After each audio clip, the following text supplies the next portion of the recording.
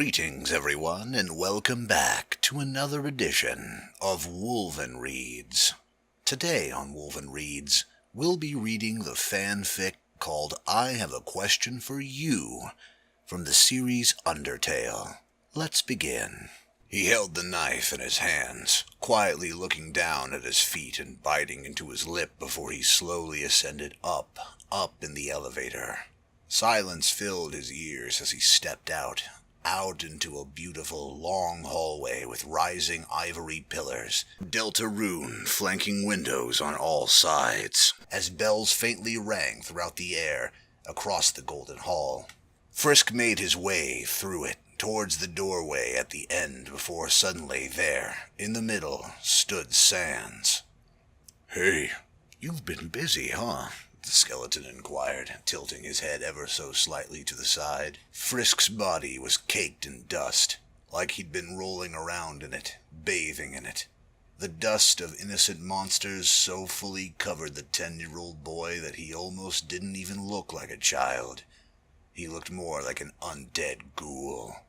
His eyes were so deep brown they were almost red, and the hand that held the knife was slightly shaking, his expression flickering back and forth between a creepy, unnerving grin that looked more like an imitation of humanity than the real thing, and a quiet, contemplative gaze. "So, can I ask you a question?" the deep, normally amiable voice of Sans inquired. The skeletal monster's bony head hung low, his eyes shut, hands in the pockets of his blue ski jacket. The hoodie hung low behind his neck. "Do you think even the worst person can change? If they just try?" Frisk then did something Sans didn't expect. He sighed, hung his head, and then spoke. Spoke! Sans couldn't believe it. At night, he'd have flashes of times and places. He could faintly see the future and the past, of times that could be or couldn't possibly be. But of all the times he'd been seeing himself facing Frisk in the hall when the kid was like this, the kid had never, ever spoken up before the fight. But now, Frisk asked him a question. "I'll answer that if you answer mine, Sans," Frisk quietly inquired, the brown-haired youth looking up squarely into Sans's stunned skeletal face. "Do you think even the best person can change into something bad if everything is against them?" Sans stared. His mouth slightly gaped before he tilted his head a bit. "What's that supposed to mean?" "You got any parents?" Frisk asked. Sans was quiet before he shook his head back and forth. "Died a long, long time ago. My eldest brother had to take care of us because they were gone, and even now he's gone." "Then you know what it's like to be an orphan," Frisk said. "It wasn't too bad at my orphanage, but I hated just being passed over again and again. I just wanted out so bad, and I'd heard all the rumors about Mount Ebbet. I fell in and found the monsters down in the ruins, found Miss Toriel, the former queen, that nice lady who you told jokes to behind the big door." Sans stiffened a bit. The lady he'd promised. Frisk continued on, speaking carefully, deliberately. "She tried to teach me to get out of fights, to just talk to the monsters until she came to help. Well, it worked, at first. I got hurt a lot, but it worked. I managed to talk to lots of Luxes and Froggets and Whimsums out of hurting me. I almost got killed by a Moldsmal, but, well, I finally managed to get to Miss Toriel's place, and I finally felt happy," Frisk said, his tone getting softer, warmer as he looked up from the floor, gripping his chest with one hand. "I stayed there for over a week, and she made me butterscotch cinnamon pie. She tucked me into bed with stories. She read to me by a fire. Frisk suddenly began to shudder, and Sans could see tears forming. "I really felt like I had a mom. A mom," he murmured. "But after a while, I started getting kind of stuffed up. The ruins were pretty small, so I asked her how to leave, and then she tried to destroy the doorway out. to keep me from leaving. And when I said she shouldn't, and I wanted to leave to see what else was out there, she told me about Asgore." Frisk lowered his hand from one chest, and his tone slipped into a briefly dark growl. "I had noticed there was stuff belonging to other kids in her home, even though the pictures she had only showed one human kid and a cute little goat boy. But I was darn sure neither of them were the kind who'd wear ballet shoes, like the ones I found in the closet. And that's when I first learned about the Six, and learned that if I left, I'd die. And so I had to prove myself. And I died for the first time." Sans' eyes widened as Frisk cringed.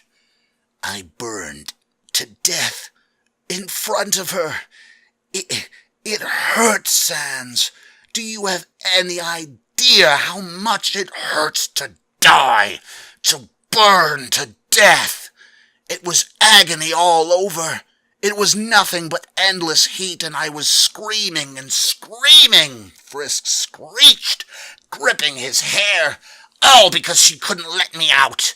And I sometimes keep dreaming about that, for the very first time I died, because the second time, oh wow, did you not keep an eye socket out for me, 'cause I got my head cut off by one of those stupid snowdrakes," Frisk screamed, shaking his fists at his side as Sans took a nervous step back. "Hey, easy, kid." "I forgave Toriel. She didn't mean to. She loved me. She was so nice. I forgave her. It hurt all over, but I forgave her because I know she didn't want to hurt me. But Snowdrake and his dumb friends did, and they cut my head off. And that wasn't even the first time, 'cause oh, did I die so many times against the Royal Guard," Frisk said, punching the nearby pillar. "Axed through the chest, sliced into chunks, crushed by a giant armored dog, over and over. And your brother, Frisk took in a deep breath. "I thought he was funny. I really liked him. I could see he was lonely, too. Lonely like me. And it looked like we wouldn't fight," Frisk murmured. "But then he knocked me unconscious and tossed me into his shed. It kept happening so often, I don't know how many times. It all started blurring together." Now Sans was beginning to visibly sweat as Frisk's gaze became accusing. "But now that we get to Waterfall, I thought I'd gotten good at dodging. I actually got past all the other monsters just fine. But Undyne, did she prove me wrong," Frisk snarled. That big bully! I was begging her, screaming, and I didn't want to fight her. I just wanted to be friends, and she wouldn't accept my mercy. She tossed boulders at me, impaled me through every part of my body, kicked me off the high-rise platforms. 28 times, Sans. She killed me 28 times, he yelled furiously, taking a step towards Sans as he shook slightly in fear. The red in the eyes was gone. Now it was just a furious, baleful brown. Look, why don't you put the knife down and... She wants to talk about cowardice when she's hurling spears at an unarmed kid in a ballerina's tutu? She's the coward, Frisk screamed. You all are for trying to kill an unarmed kid, and you already killed 6. I'm not surprised Undyne's so strong. How many has she killed to get that high at LV? Frisk wondered aloud, bitterness seeping into every single word as he shook and shuddered with raw fury. Oh, but I got away eventually. And then I met Alphys. I didn't quite die as much in Hotland with her helping me. I mean, don't get me wrong. Being blown up by pyropes sure hurts. But for once For once, it looked like someone was really looking out for me, giving me advice. Unlike some people I could mention, Frisk snarled, pointing an accusing finger at Sans. Sans was now stepping back more and more as Frisk slowly kept stepping forward. Look, I didn't... Alphys seemed so lonely, too. She seemed like she didn't believe in herself, and I felt bad for her, Frisk said, stopping as he turned to the side and closed his eyes, quietly sighing. She seemed so unhappy, and being friends with her made me feel good, because I could tell she wanted to impress me, and that made me feel better about myself. Like, wow, someone really looks up to me. Someone thinks I'm so cool, like an actor on TV they really love and want to show off to. I really liked that, Frisk said happily, wiping his eyes on his dusty sleeve. Then Mettaton told me the truth, that she'd been making up stuff, putting me in danger just to bail me out. But I could forgive her, 'cause she seemed to be really so sad, and she just wanted a friend, Frisk murmured. But then she told me to get free of the underground, I'd have to kill someone. Frisk cringed. I'd have to kill Asgore, and that was something I couldn't forgive. Added she'd keep that kind of secret from me hurt me more than anything else she did, he murmured out. Why do people have to lie and keep secrets anyway? Honesty's the best policy for a reason. It's not just a virtue for nothing, the 10-year-old child mumbled. And Asgore, I knew he'd murdered the other kids, but I could tell he didn't want to. The minute I looked at him, I knew. Frisk turned around, back facing Sans as he put the knife down and sat on the ground, covering his face. I knew he didn't want to hurt anyone. He was too nice and sweet, and he was so afraid of me, afraid of hurting me. I could tell he didn't want to kill me. He didn't even have it in him to look at me during the fight. He told me he didn't deserve mercy, and I wanted to forgive him. A long, painful silence, and then I died again, and again, and again, at his hands, 10 times, and I couldn't take it anymore, Sans. I was just so mad, and I wanted to hurt all of you like you hurt me again, and again, and again, Frisk whispered. And then, when I first landed down here, I had this person guiding me.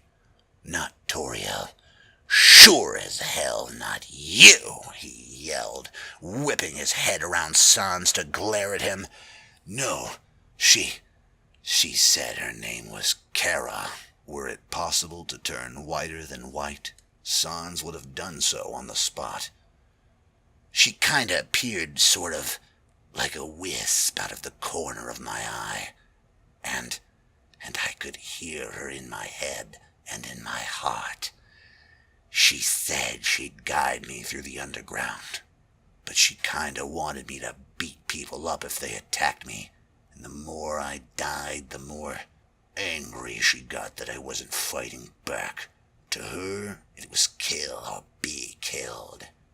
And because I kept getting killed, I finally decided, no, I'm not going easy on any of you anymore. She kept telling me that was wrong, hurting them back was right. So I listened, Sans, and I hurt you all, over and over, just like you hurt me, just like you hurt the other kids. Sans frowned, the skeletal monster stepping forward a bit. Wait, that's not... Frisk gripped his legs tightly, whipping red and tear-filled eyes at him. It's totally fair. I read the plaques in Waterfall, Sans. I know you guys had stolen human souls before. I saw that picture of a monster with human souls absorbed into them, And the plaques got made before Chara fell, so that means you guys had stolen human souls before. I get why we sealed you down here. We were all scared you'd turn into soul-stealing beasts that probably go after all our kids, right? Sans cringed a bit, rubbing the back of his neck. Well, sorta, yeah, pretty much. Well, you proved us right, 'cause that's exactly what you turned into, Frisk screamed. And yeah, sure, blaming people for what their ancestors did over 1,000 years ago is totally fair. But you know what? As scummy as everyone else in the underground was, for all the times they tried to hurt me, or for how they tried to betray me, you're the one I'm the most pissed at, Frisk yelled, rising up, fists at his sides, shaking angrily. Where were you when those dumb teens kept killing me? Where were you when Greater Dog launched me off an icy cliff? Where were you when Muffet ate me alive? And where were you when Paps was dead? Sans sockets grew dark as Frisk's tone turned baleful. I could get not fighting me at first. You'd been shocked, afraid, unsure. But after seeing Undyne die, even after getting so powerful, to not do anything to try and stop me until I reach this place? To not step in and try to kill me after you see Undyne melting away? Where were you when I was going through Hotland? 'Cause Alphys, at least, for how cowardly she gets, was trying to evacuate people. You just twiddled your thumbs and stayed in the stupid hall. Frisk snarled, gesturing around the golden hall about him, nostrils flaring. You're a completely lazy coward, and you hide behind the idea of nothing matters, so why bother, to cover up the fact that you don't want to try. Because if you try and fail, then you've only yourself to blame, and you're too scared to really try. You only try when there is literally nothing else to do. You're the worst person in the underground. At least Undyne died trying to save a kid. At least Papyrus didn't actually kill me. At least Toriel tried to care for me and look after me. At least Asgore apologized for trying to hurt me. And even Mettaton tried to stand up to me for Alphys' sake. I have more respect for Muffet. She's selfish, but she owns up to it. I don't expect anything from that mean lady, but I... Now Frisk was blubbering, snot coming down from his nostrils, fists clenched tightly, tears flowing freely. I thought you would help me. You said you'd keep an eye socket out for me. I thought I could trust you, and all I did was die. And you want to call me a demon and a monster after everything all of you did? You're hypocrites, especially you fucking coward! And with that final, furious, bile-filled bellow, Frisk finished, panting and heaving, chest rising up and down as Sans closed his eyes, quietly bowing his head. So I'm gonna ask you again, Sans. Do you think even the best person can become bad if everything is against them? Frisk finally said. Sans slowly opened up his eyes, tears softly brimming in his sockets. Yes. That's the answer, Sans, Frisk muttered, picking the knife up and tossing it away, making it bang against the wall as he flopped down onto his knees, gripping them tightly with his dusty little hands, head bowed as the tears freely flowed. And it's my answer, too.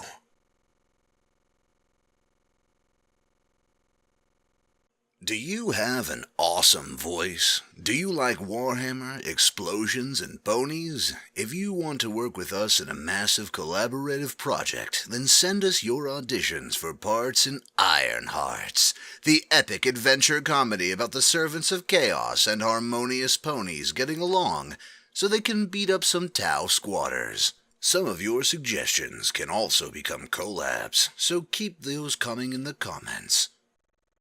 Music and accompanying graphics put together by Annanychus and Regex Rationalist. And remember, please like, favorite, and subscribe, and let us know in the comments what you'd like me, Wolvenreign, to read next. You've been listening to Wolven Reads. Good night.